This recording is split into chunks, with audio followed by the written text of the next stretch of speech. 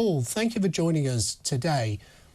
24 years on, I bet it just feels like yesterday that you went to that appalling scene on that street in Fulham. Absolutely. We'd actually got another murder investigation in the early hours of Saturday morning, so we'd been working straight through the weekend and had just about come to terms with that job. And we were in the office and rumours started coming in that Jill had been shot. And we were all familiar with her and with the Crime Watch crew because it was just down the road and murder was our business. So we were on the Crime Watch set quite, regularly. And the rumours started coming in. And then when it was sadly confirmed that night, I went down and assisted with the house-to-house inquiries along with the other team members. And the police were on the scene almost straight away. It was about 14 minutes afterwards that the police arrived. There's no question about their commitment to this case, and I think at the time it was the biggest investigation the Met had ever undertaken. But there were some extraordinary features of this murder. It was a sort of execution, wasn't it? It was one bullet to the head, and there were some features of the bullet that now lead this Netflix documentary to propose really this theory, amongst others, that it may have been a contract killing linked to the Bosnian-Kosovo war. Yeah, I mean, I've heard all the theories, but for me, you have to look at the actual evidence that we've got, the physical, tangible evidence that we've got. And what we know for a fact is that the weapon that was used was a converted blank firing gun. Now, that in itself is incredibly important because a normal pistol, the whole pistol is built around the integrity of the barrel. With a blank firing gun, the barrel has zero integrity.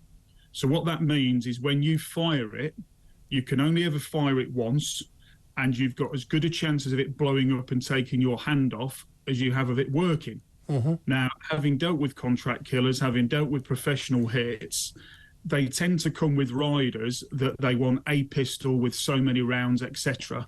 And I've yet to come across a professional hitman that would have taken a chance with a gun that had as good a chance of killing him as it did of killing Jill. And in your long career in the murder squad in London, I mean, of course, policing's changed, but this is one of the early cases I remember where there was big use of CCTV, wasn't there, as part of the investigation? Yeah, there's huge use of CCTV, and it was only about that time that the CCTV officer became one of the core roles on a murder squad, because up until that point, there hadn't been that much use of it. And we've just got to be careful that we don't judge things by modern-day standards, because CCTV back then was quite often a video cassette that was re-recorded on every 24 hours. Yeah. So when you actually pulled the video out and tried to look at it, that the quality was absolutely appalling. It's only lately that it's become digital, and it's such an assistance to crime now. It's it's unbelievable. But at the same time, back then, it was trawled for. Everything that could possibly be seized was seized and examined. However, it wasn't necessarily as good a quality as we take for granted now. And in your time serving in the murder squad in the Metropolitan Police and in policing more widely, is this, I guess, still remains the most memorable case for you you've been involved in, not least because it remains unsolved? It's one of those defining moments. You ask anybody that was in the police at that time doing what we did, where they were when that happened. It's one of those defining moments, the same as 9/11, etc. You remember exactly where you are, exactly what you were doing. And we were exceptionally keen for it to be solved, because it was almost as though Jill was one of us. Yeah. Because I appreciate that the public got to see her on the TV as we did, but we'd all interacted with her behind the scenes at Crime Watch, and she was just quite simply a lovely lady.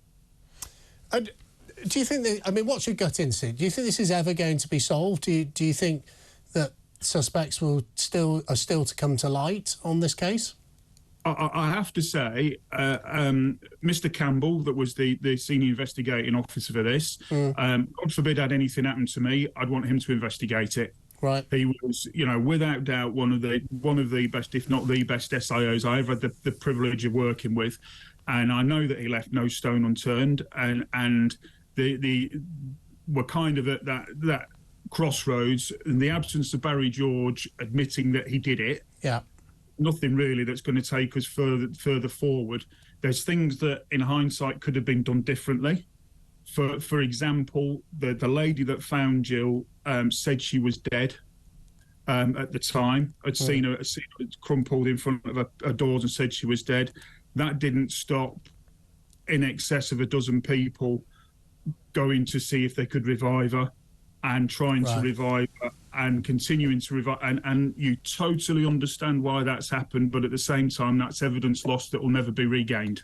And of course, it's hard to judge an investigation 24 years ago by modern standards. Hindsight is always 2020. Yeah. You just have to look at the evidence, and the evidence for me with I accept there's some school of thought around a professional hit, around connections to Bosnians, whatever.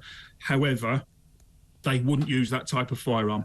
It's just an absolute no-no. There's no reason to. Absolutely no reason to. And